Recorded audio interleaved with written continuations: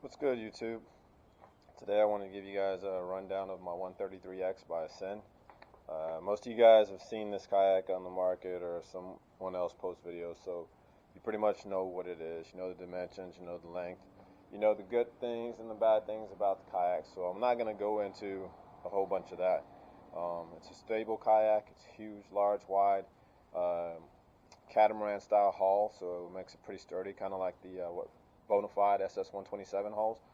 So it's a super steady kayak, or stable kayak.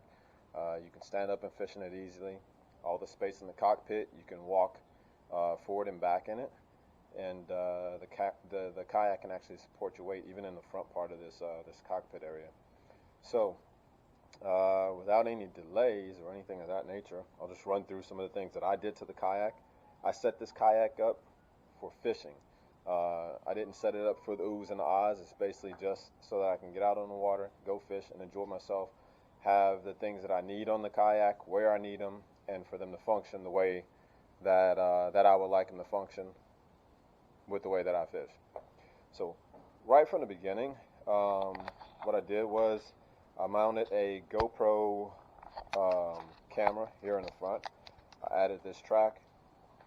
As you can see, I added a track, and then I removed the trolling motor plug that was right here, and instead I added a dual USB port with a voltmeter on it, so that I can see what my battery charge is for the batteries that run the yak system on the kayak. Right here you can see I got my transducer wire through there. It's pretty much standard. I think everybody runs theirs like that. And I'm pretty sure that's what that hole is made for, because there's a cavitation underneath the kayak that's perfect for a transponder mount. So yeah, that's what I did up in the front. I made that change. I added some of these, I don't know what they're called, but these lights, cockpit lights. And you got to excuse the wind. It's super windy today. I think we've got a storm coming or something. But I added 6 of these cockpit lights inside here. 2 on each side, all the way back to the seat, and then I added 2 behind the seat, which I'll show you when we get back there. As you can see, I put the Lowrance on here. I got the Hook 2 5 on here. It's not powered up, but yeah, that's the Hook 2. I decided to put it here because I can always order another hatch and replace the hatch. And it keeps it out of the way if I ever do have to paddle this kayak, because this thing is huge, and I didn't want to be beating it up with a paddle in the event that I did have to paddle. This right here is the drawer that came standard with the kayak. It's supposed to fit up underneath here, but it's not going to fit underneath there because I added some extra hardware, because I made this seat a swivel seat. And I got this idea from another guy on YouTube, Naples Kayak Fishing. Appreciate the idea, bro. But I added the swivel to the kayak, so the drawer no longer fitted up underneath here. But I didn't like the way it fit underneath there. It was loose and just not a nice fit, not a finish. So what I did was, the tracks that come here for the footrest, I took those off and I mounted them underneath my seat. If you can see, one there, one here. Mounted them underneath there, and then what I did was, these are the clamps for the footrest that go on those tracks. I used a Dremel, cut off the footrest on both of them, and then I mounted them to the tray itself, and then that gave me a drawer to go underneath my seat on a track system. There you go. And now I got a drawer that can slide in and out on the track system perfectly. I had to cut the drawer, as you can see. Had to make a small indentation here, another one here, and run it all the way to the back so that way the drawer can fit. But it worked out perfect because it left me this lip as a grab handle for the drawer and an automatic stop. So, like I said, I also put a swivel on here, as you can see. So that works perfect when I need to, sit in this seat and turn around, fish off the side of the boat, or get something out of the rear tank well. I can do that off this seat. It's perfect. And it added a little bit of height to the seat as well. On the side, I went with the stand-up paddleboard paddle. Reason being is because, like I said, I set this kayak up to fish, and I'm going to be standing up in this kayak 90% of the time. It's so stable. I can stand up in this kayak while it's under power, and I'm trolling across a lake or along a shoreline. I can stand up and fish in this kayak while I'm trolling. And I wanted to stand up and paddle in this kayak as well to get as much torque behind the paddle as I could. Sitting down, it's not going to happen. And I also use the paddle as a push pole. If I'm in shallow waters, I can dig the paddle in, kind of push myself along and so forth. So that's why I went with the stand-up paddle. I added these two paddle holders for it. And then I added these straps of Velcro also. And the idea behind that was I wanted to be able to have this kayak, for the most part, ready to go when I pull up to the launch. So when I get ready to leave the house, I pack everything on the kayak, strap my paddles in, strap my my anchor pole in, and strap the Velcro around each of them. They're not going anywhere while I'm rolling down the highway. So when I get to the launch, I don't have to reorganize and put everything back on the kayak. I can pull up to the launch, put my poles on, push the kayak in the water, go park my trailer, and I'm out. So that's why I set it up. Like I said, the way I did, remember from the beginning of the video, I said I'm setting up this kayak for the way that I like to fish, and that's how I run it. So again, like I said, I went with the push pole, and for me, this works for the way that I like to fish. If I'm crossing a long body of water, I had the foot pedals on my old 12T, and I hated it. Constantly, driving this kayak, steering it left and right with my feet, it just got tiresome, especially if I was in the back country and I'm having to make left and right turns up in the marsh. It's just all day you making, it just gets tiring. So I decided to go with the stick steering. I enjoy it a lot better. I can take this kayak, put it on the course, and then drop this stick inside of that paddle holder, drop the stick inside of there, and once it's in there, it's not going to move. That motor's going to hold course. Now I can rig up a pole or anything that I need to do, and just like that, I can make small adjustments. The other thing I did is on the back of my seat, I added a paddle holder up here. Reason being is, like I said, it's the way that I want to fish. So I took this kayak and I thought, what am I going to do when I'm fishing? I'm standing up when I fish. So with that being said, if I'm standing here, I wanted that pole to be within reach. So I took the pole, added the paddle holder up here. So now this pole can sit right here. I can stand right here, and I can cast left, I can cast right, what have you, and I can still steer the boat from here. So if I'm going down the coastline and I need to make an adjustment or whatever, I reach down, grab the pole, adjust the motor in whatever direction I need, and then set it back in here. It'll hold that course while I'm fishing. All right? So that's why I set it up with the pole steering. For me, it works best. Right? I added this track here, of course, and then I added another track over here, put a tie-down ring in there for my anchor pole. If you know the Ascend 133, you know that plug comes standard on it.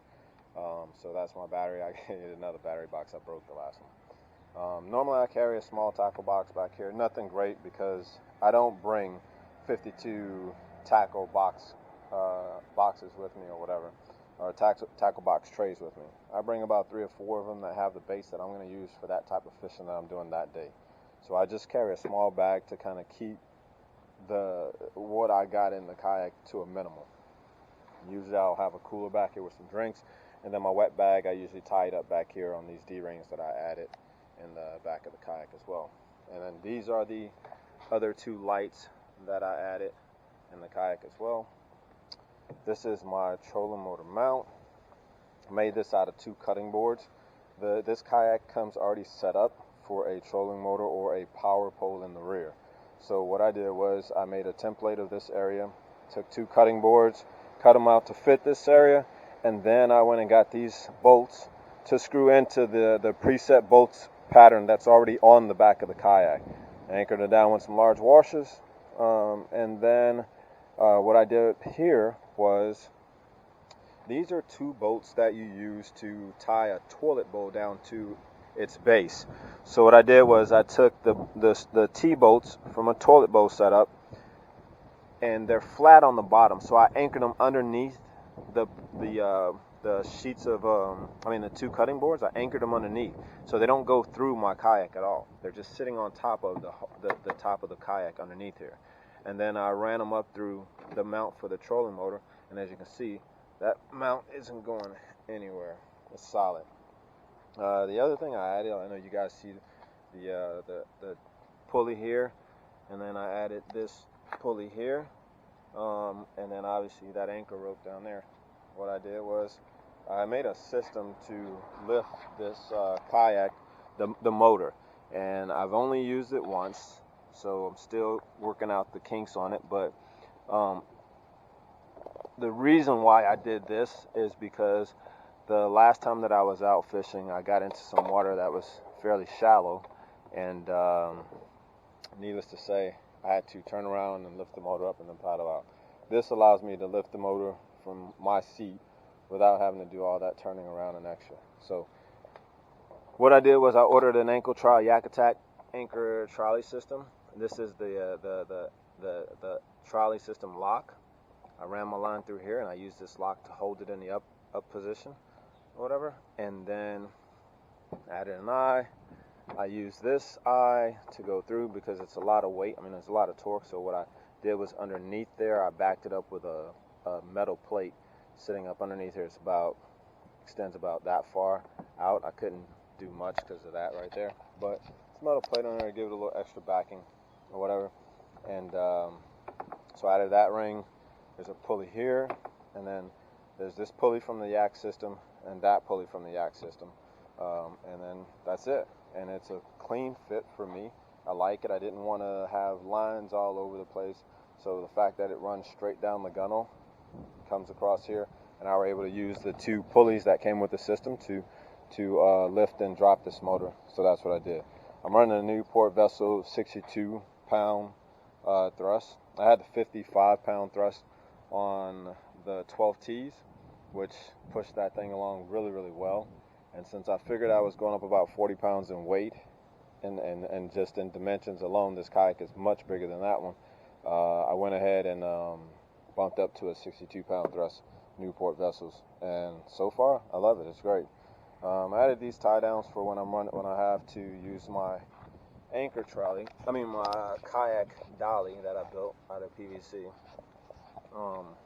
This is what I secure the dolly to the boat when I'm dragging it along. Works great. Up in here, PWM. Everybody knows what that is.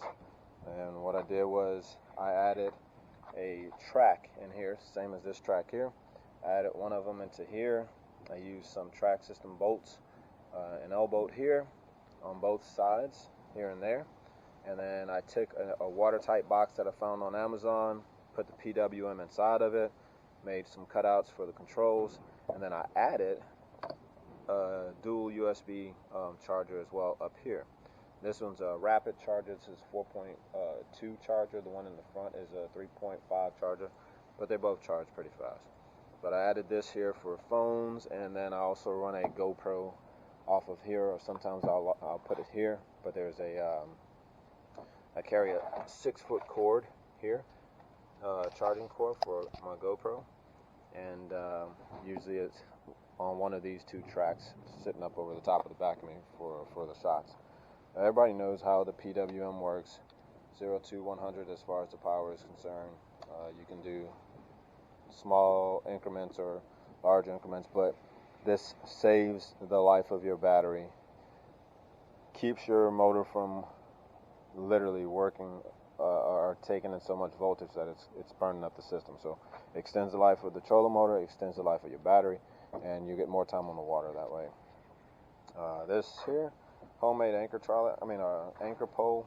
This is metal, and it's got a little weight to it, which I like, PVC. And the reason why I liked it and I chose to go with the metal pole is because I know it's not going to break if I'm in a heavy current.